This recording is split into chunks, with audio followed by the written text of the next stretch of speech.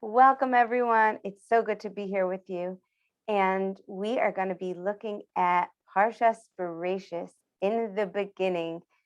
It's such a cool and incredible feeling to be right at the beginning of the Torah. It feels like a fresh start, new wisdom ready to come our way, new work ahead of us in this year. And Hashem should bless us all that we should see the fruits of our labor. You know, we've worked hard over the Yamim Tovim, over Rosh Hashanah and Yom Kippur to connect in a deeper way, to daven differently. We've sat in the sukkah. We've done a lot together with Hashem, and we just ask Hashem that everything that we've put into these Yamim Tovim and into this very precious time together should bear fruit as we come into this new year. Amen. Kini Hiratzon. So today I want to talk about eating. We are in the beginning of the Torah where Adam and Chava, Adam and Eve, did the sin of eating from the Eitz Hadas. Hashem told Adam and Chava, you can eat from anything in the garden, but just this one tree you can't eat from. And we know what happened. We know that they did eat from that tree. And there's lots and lots to say about that. But what we want to say about it just for today, for our learning as we look for something that we can really take into our year, is that was the first act of unholy eating. And there's a really wonderful book. I'm such a fan of this book. I actually found it probably a decade and a half ago. It came into my possession. I don't know who it belongs to or who it belonged to. It was in my house and I sat there reading it. Tiny little book by Sarah Yehudit Schneider, such a holy book called Eating as Tikkun. Many years later, last year, I bought it for myself, and it's really a spectacular book. I highly recommend it. So in there, she talks about how this eating, this unholy eating, is actually the prototype for all of our unholy eating and all the ways that we interact with the world, eating from the world, so to speak, which means interacting with the physical in unholy ways. So lucky for us, we know exactly what our work is. Our work is to learn how to eat in holiness. In other words, we want to fix this mistake. They were there in the garden. They had all these incredible trees to eat from, and something went wrong. So guess what? We are their children. We are their DNA. We are continuing on this mission of repairing our relationship with Hashem and receiving his love. And what can we do to fix it and to change it? So like we said, that was the prototype for eating. So let's talk about eating for a few minutes and even about food. Food and eating is so complicated because of this sin in the garden. Really, that's where it all started. But it's very complicated. And as adults, we know the whole idea of dieting, it can start when you're 10 years old, 12 years old, you're going on a diet, which is outrageous, but actually pretty common. And there's this whole dialogue about being too fat or too thin or needing to lose weight or different body types and body image or eating until you're stuffed or restricting eating because you're trying to do that. There's just so much guilt and shame around eating. It's like we have all the food in the world and we just are not sure how to interact with it in a balanced way. Very, very confusing and purposefully, because spiritually it's a big, big avoda. So here's just a little shout out of compassion to humankind, especially in Western culture where we have such an abundance. And, so instead of hunting for food, we are actually trying to moderate our food and go on diets and all that. Here's a shout out of compassion, because it's tricky, it's difficult. It can be years and years and years of trying to get this right. I know for myself, so many years, so many stories, so many tekufas, which means eras, like the era where I tried this restriction, that restriction, the era where so many things. And what I have found is that for me, and maybe for you as well, these things have not worked in any sustainable way. For the most part, what they created was more shame and guilt, maybe 3 weeks of success and then no success. Or, there was I don't even want to go into the stories of what wasn't, because you know exactly what I mean. You know how hard it is. You're on a great diet, so to speak, and then comes Shabbos or Yantif. And the whole idea of diet. Okay, we're putting that away. I don't even want to go there anymore. What in the world can we do to have holy, rectified, gorgeous eating? So, the way that we're going to look at it is that eating is a gift from Hashem. There's something so amazing, and that is this. If eating was just to sustain us, then when we would eat, we would not be satisfied until our tank was full, until our bellies were full, we wouldn't be happy. But Hashem did not make it that way.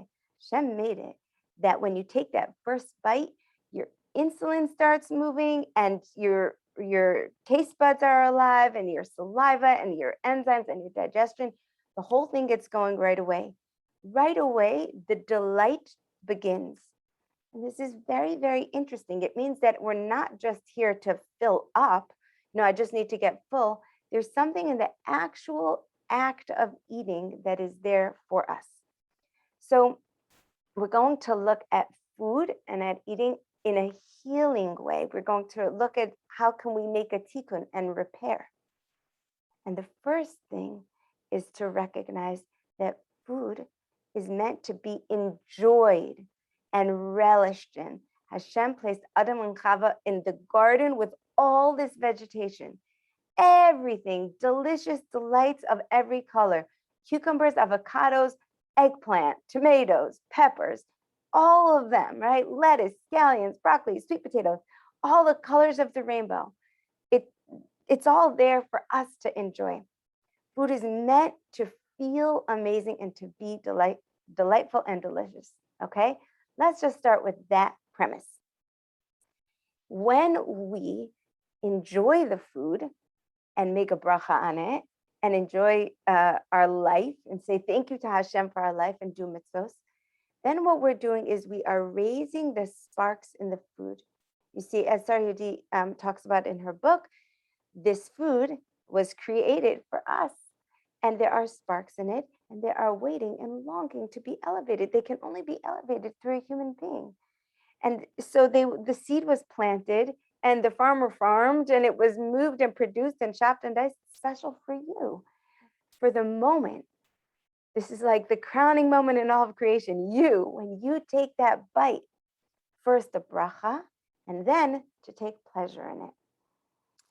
So let's look at this a little bit more.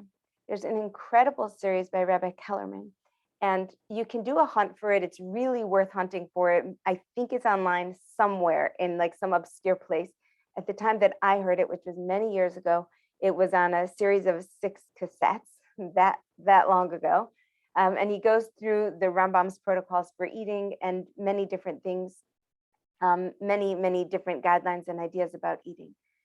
And one of the ones that stuck with me was the idea that Hashem, HaKadosh Baruch Hu, wants to give us comfort and pleasure. He put us in this world, and he knows that to be alive and to be a human being is a lot of hard work. We're really working hard over here. So he arranged it that 3 times a day we would sit down and we would get nourishment, comfort, and delight from him through food. He didn't have to do it that way. Literally, he didn't have to do it that way. And we know we daven 3 times a day. Our soul longs for that connection. Guess what? Our hearts, literally our hearts, our beings, our body also longs for comfort and delight 3 times a day. So Shem made it that we would be hungry. Why did he make hunger? Only so that he could come and he could feed us. And we sit down at our meal, and how often do we say, Baruch atah Hashem Elokeinu melech haolam, shehakol nihiyeh bidbaro. Right there, as we're about to take a lick of ice cream or a drink of water, we make this proclamation, Hashem, I know that everything's going to be according to your word, right? We have this like admission, I'm relaxing now, you're taking care of me. So if you think about it, what's really happening at a meal? What's really happening at a meal is that you are sitting there and Hashem says, come, let me feed you. Let me give you delight. I want to give you comfort. I want to be close to you. I want you to feel that you're not alone. I want you to have pleasure Pleasure corresponds to keter, which is the highest. Pleasure is above everything. We think of pleasure, God forbid, in negative ways. It's actually the deepest thing when you can take pleasure in Hashem's world. So much pleasure. So that's what Hashem says. I want to give you pleasure. That's why there's so many different kinds of foods. He could have made it literally like gas in a tank. No, colors, textures, flavors, salty, sweet, sour, bitter, the whole thing. Sit down. I want to give you pleasure. So when you eat, you're not just eating. It's actually a Kadosh Baruch Hu feeding you. Hashem counts on us. I always say this. You'll hear me say this a lot because I'm fascinated by it. I'm fascinated by the idea that Hashem wants to be in our physical world, which we know because He wants a holy Beis Hamikdash in our world. He wants to make a dira b'tachtonim, a dwelling place in this. The tachtonim is like the underneath, like this most physical place is where Hashem wants to be with us. So I'm fascinated by this idea that Hashem asks us to use our hands and feet and mouth in service of Him. In other words, when I feed myself, I literally bring the fork up to my mouth. This is HaKadosh Baruch Hu's hand feeding me, right? That's what it is. Nothing less than Hashem feeding me. So if I sit down and I'm in a fight with my food, or I'm eating from a guilty pleasure, then there's no Hashem in it. It's not holy eating, right? It's just mindless eating or distracted eating or eating that makes guilt or eating that is too much. It's not the good stuff. Let's just say that. But imagine when you sit down, actually Hashem saying, come, I want to give you comfort and pleasure. Well, when someone wants to give you comfort and pleasure, the best thing that you can do is to receive it. That's how you say thank you. You say, oh, should we give someone a gift? I don't know if this happened to you. You give someone a gift on Erev Shabbos. You've just come to their house. And sometimes there can be an awkward moment because they're very busy, but they want to give their presence to the gift. So there's like this moment of handing over the gift, and then they open it, and then they look at it, and then they say thank you, then they go back to their work. It's like a beautiful thing that human beings intuitively understand. Somebody gives you a gift, your job is to be present to receive it. You take out that, the fluffy paper, you look at each item. Thank you, I love it, it's gorgeous. I'm going to put it in my china cabinet, or thank you for these cookies, they're delicious. We're going to serve them for dessert. You receive the gift and you relish in it. That's how you say thank you to the person who gave it to you. So same thing is with eating. We want to have holy eating. We want to actually enjoy every bite. Now, this sounds light, but it's actually a big avoda, big. I remember when I was working on this, and I'm still working on this. It's because it's an avoda like tefillah, takes kavana, takes intention, and you have to work on it every time. You can't just say, oh, I always have kavana and tefillah. No, unless you have intention, you don't have intention. So same thing is with eating. I can work on it, and then I'm still working on it. But there was a time where I was intentionally retraining myself. Why did I need a retraining? All the reasons. Because my habit was every time you take a bowl of cereal, you grab a book or you grab a magazine. That means that my eating is especially mindless. But that was my habit for decades, for most of my life. Eat and look, right? That's just how we do it. Now people look at their phones, right? They're eating, looking at their phones. It can be a very distracted experience. If this is not you, then you're very blessed and very amazing and yasher koach. But it is the case for many people that when we eat, we automatically distract, or even the mind goes away. So that you can take one potato chip and say, yay, I'm so happy I enjoyed it. But 10 potato chips in, you don't even know that you're eating. The mind has left the experience. So in this retraining, I first took a bowl and I filled it with nuts and raisins. And I made my brachos, one on the nuts and one on the raisins. And then I put it in my mouth, one at a time. And I felt the crunch of it. And first I tasted the salty of the peanut. Salty, crunchy, delicious. And then the raisin, sweet and chewy. And then the nut, and then the raisin. And I was training myself because this was so foreign for me. And I had struggled with food for so long and tried all different kinds of things. And I had such a diet mentality and such a mentality of it's just about trying to lose weight. I really wanted to do it differently.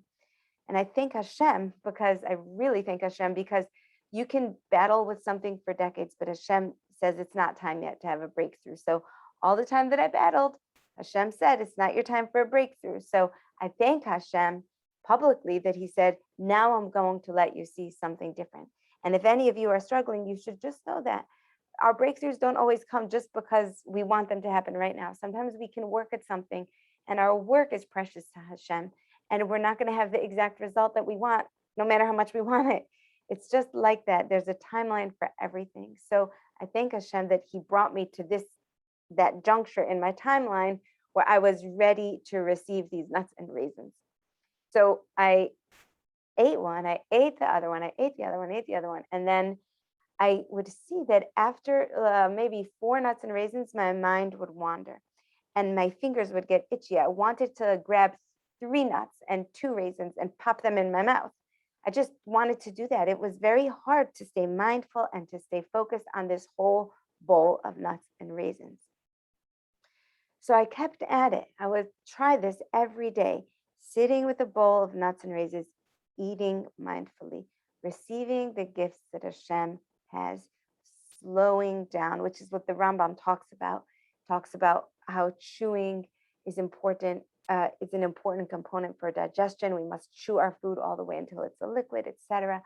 Lots and lots of protocol when it comes to holy eating. But in our class, where I would like to focus is on the idea that Hashem is feeding us and he wants us to receive it and to enjoy it. So I began this training and I kept learning about it. Like I said, that little book was a wonderful little book. And, the hard part was the mindfulness, the kavanah, the intention. But the thing is that in focused intention is holiness and is aliveness. There's a very important saying that says, Im ani kan, hakol kan. If I am here, everything is here. And when I first heard that, I heard it quoted over by Rabbi Kellerman of Waterbury. And it was very interesting to me because it was at my son's graduation. And he said, this is one of the most important quotes. Now, there's a lot of important quotes. So to me, it was extremely interesting that he felt that this was one of the most important quotes. So it lingered with me. I've been ruminating on this. Imani kan hakol kan. If I am here, everything is here. And since that time, I've seen this idea of imani kan hakol kan in so many different ways. But for today, imani kan hakol kan, if I am here, if I am present to the experience, everything is here, right? When you say hakol, it's so holy. It's so holy, the idea of everything. Tziona Achishana has this gorgeous song. It's so beautiful. And the chorus is, I have everything I need. And everything I need is here for me. Those are similar to the chorus, those words. I have everything I need. Yaakov Avinu said, Yesh li kol, I have everything, right? Hashem is the kol yachol. He can do everything. So there's something so beautiful about this idea of imani kan. If I'm here, I have everything. It's the same thing like when you are in an amazing conversation with a friend. You don't always get this. Lots of times we're distracted. Many times it doesn't happen, but sometimes you'll have an amazing connection. You don't notice people passing by. You're zoned in on each other. You're zoned in on the conversation. That's a moment of imani kan hakol kan. And that's a moment of holiness. You can feel it. There's divinity in the pure connection. Okay. So when we are eating, paying attention to the fact that we're having delight and enjoyment and pleasure, then we have everything. We are one with Hashem. Hashem is trying to give us that beautiful gift and we are unwrapping it. So one of the things that happens to us when we don't eat in this way is that the sparks are not raised. We're not, if we don't make a bracha, we're not mindful, then, there's more sparks left for us to get from this food, from this experience. And what can be left is is not holy things, the extraneous, the physical. I don't like to use negative words, but right. And for us, what can be left is an experience where we are in guilt or shame about our food. We don't feel amazing after that meal. We say, "Oh, I ate too much," or "Shoot, I shouldn't have eaten that," or "Man, I can't eat sugar and I just overdid it," or "I should have stopped at 2 cookies and now I ate 3 cookies." Just all kinds of stuff that we say, or even just eating and not feeling comforted afterwards, not feeling better like it should be, that I feel amazing. I just got this great gift. I feel so good, gives me energy for the day. And instead it could just be something that we were not able to receive.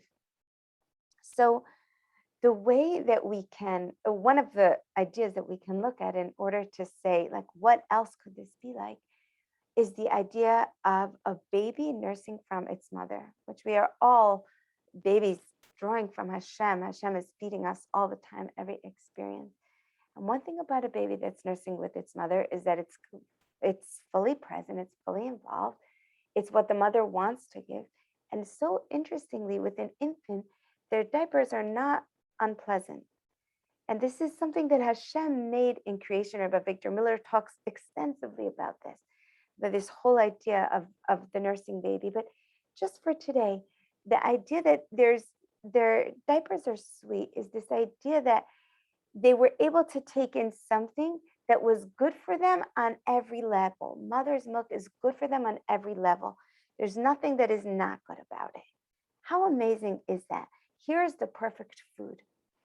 So another place that we see this is with the man. When Hashem fed us in the desert, there was no waste. All of the man was incorporated into our body.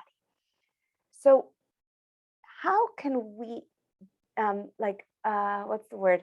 How can we reclaim this holy eating, like we're eating the man, where every part of the food is good for us? So the very first, and for me, one of the most important places to look is what we have just discussed. That it's not so much about what you eat. The whole garden is available to you. And yeah, there's days of cookies, yay, right? And meat and wine and all the delicious foods. So it's not about what you eat, more about how you eat. How are you interacting with this food? Can you be mindful with it? Can you receive the incredible gifts that Hashem is giving you right there? Remember one time I was sick and I was in the hospital and I felt so alone. And I didn't have anything with me to anchor me. It was just like a frightening time. And when they brought me this lunch, it was like a TV dinner, whatever you call it, an airplane dinner. I opened it up. There was like a hot lemon schnitzel. And Hashem was so kind to me that I remembered these teachings and I needed them. And I took a bite of this lemon schnitzel and I felt Hashem's compassion. He's there with me. It's in the lemon schnitzel. I could take a bite. I'm being fed. I'm being nourished. Right here, I'm not alone. Sometimes we have to go up and into tefillah, but actually there's an old song, thank you, Uncle Maishi, that says Hashem is here, Hashem is there, Hashem is truly everywhere. He's truly everywhere.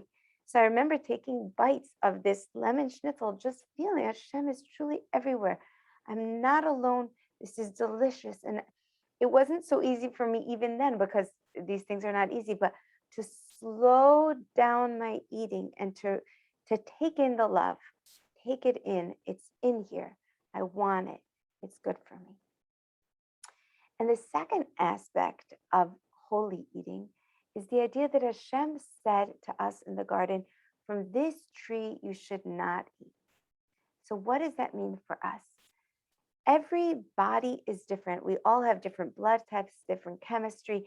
There's different foods that feel good for each person's body. Some people need a diet that's rich in protein. Some people need to be vegetarian. Some people need their carbs.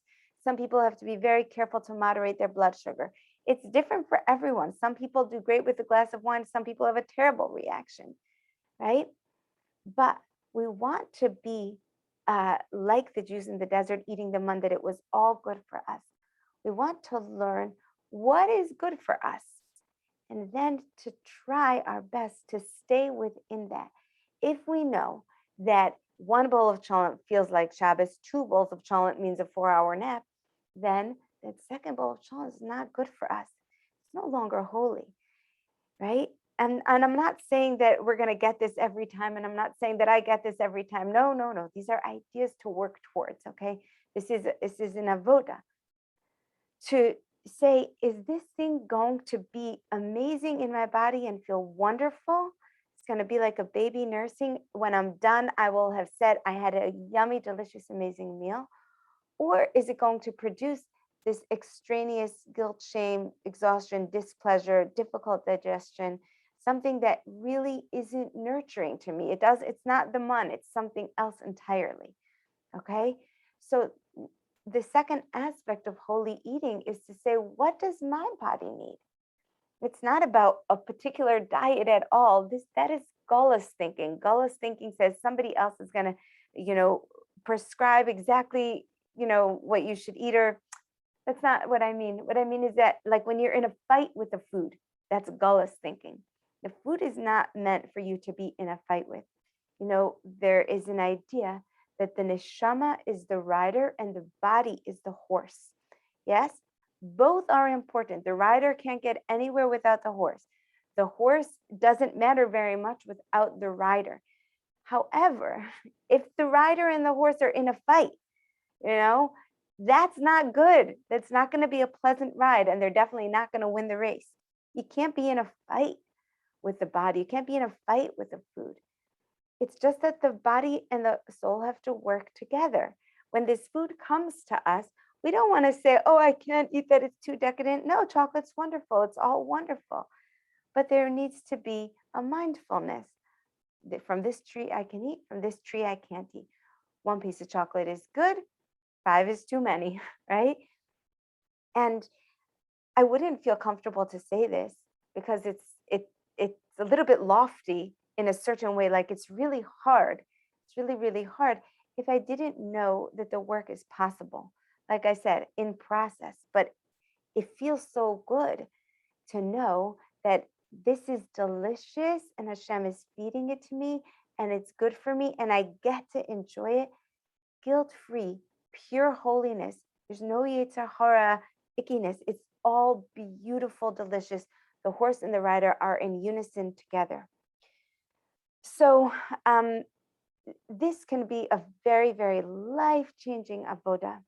And the best time for me, at least, when I think of starting this avoda, is always at the beginning of the year, especially after the Yom Tovim. We've had all kinds of holy eating because it's been Ani Yantif. Now Yantif is over.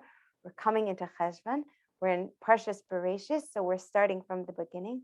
And it's such a beautiful time to work on holy eating and on repairing our relationship with food.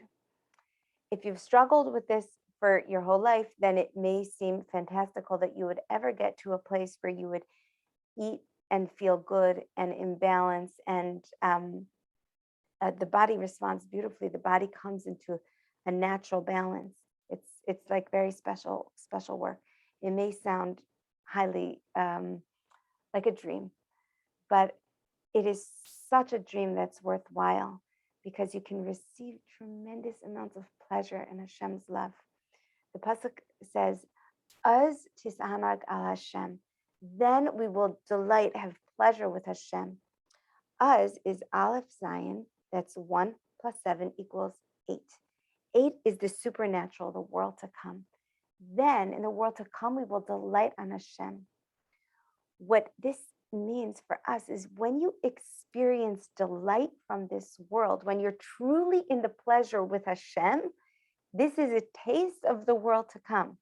When you can have even a moment where you can get this holy eating that Hashem is literally feeding you. There's delight in this world. And by the way, this can go for all kinds of delights in the world, all kinds of delights. When you can really receive the delight, take pure pleasure in it, It's a taste of the world to come. It's like that us tisanagal Hashem. It's a taste of the delight. So I bless us that we should be able to work towards this as we come into the year. And some ways of working towards this are as follows. First of all, to say a prayer to Hashem. Hashem, please, could you help me repair my relationship with food? Hashem, I've worked on this for a long time and I don't know what else to do. Please, could you help me? Hashem, you have a gift for me in this food and I want to receive it and I don't know how. Hashem, I long for sweets and chocolates and donuts and candy. Please, could you help me? Because I don't know what else to do. This is what I want. Show me what you want for me, right? We can have these kinds of prayers. We don't have to just figure it out by ourselves. We don't just have to say, I'm going to have discipline or anything like that. Just open up. Hashem, you want to show me something. Please allow my eyes to be open to see what you want to give me. Okay? First, a prayer. Nothing works without everything is activated by prayer. Okay, that's the first thing.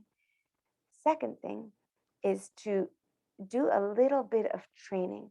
So you can try what I explained, which is to have a little bowl. You can have nuts and raisins. You can have a slice of apple. It's very, very nice if you have two different flavors: apples dipped in cinnamon, apples dipped in honey. Just two different flavors. That's why I like the nuts and raisins. So because the palate gets used to a flavor very quickly, so it's nice if you can alternate. You can just try that as a training. Another thing that you can try is to just spend the first minute of eating without talking. You can even set your timer because I'm telling you, this is a new work. So it takes some new disciplines of the mind. Set your timer and say, for 1 minute, I'm just going to eat mindfully in silence. And again, you can say a prayer before this. You could say, Hashem, I want to eat mindfully for 1 minute. Please, could you help me to taste all the delicious flavors that are here for me in this food? 1 minute. All right. Another thing you could do is to say, thank you, Hashem, for this food. I want to receive your love from it as you take a bite. So many different things that you can do that will feel appropriate to you. Another thing you can do is you can imagine yourself that you're in the Garden of Eden, you're in Gan Eden. You can make yourself a beautiful salad with many different colors and types of vegetables. And as you sit down to eat it, even before you eat, we're not even talking about the eating yet, the act of preparing it is already coming to take pleasure in what Hashem gives you. The act of sitting down, the act of eating something that's amazing for you. This is all saying, yes, Hashem, I want to be in your garden. And then, God willing, you'll make a beautiful bracha hadama. Take that first bite. We're even talking about taking pleasure in the first bite. That would be an amazing accomplishment. Thank you, Hashem. This is delicious and amazing. I love it so much. Okay, these are some ideas.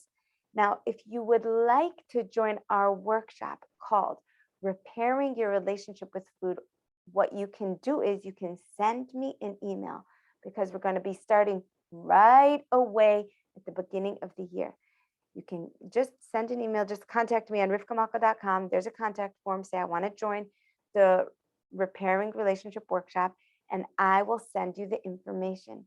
I'm going to have 3 weeks of work on this to start the new year in holiness and beauty so you can feel incredible about yourself and your life and your food in a brand new way with Hashem's loving help. Okay, I bless you going into Shabbos and beyond with holy, beautiful eating, delighting in the delicious flavors that Hashem has for you. Every bit of receiving that you do is a connection with Hashem that you can savor.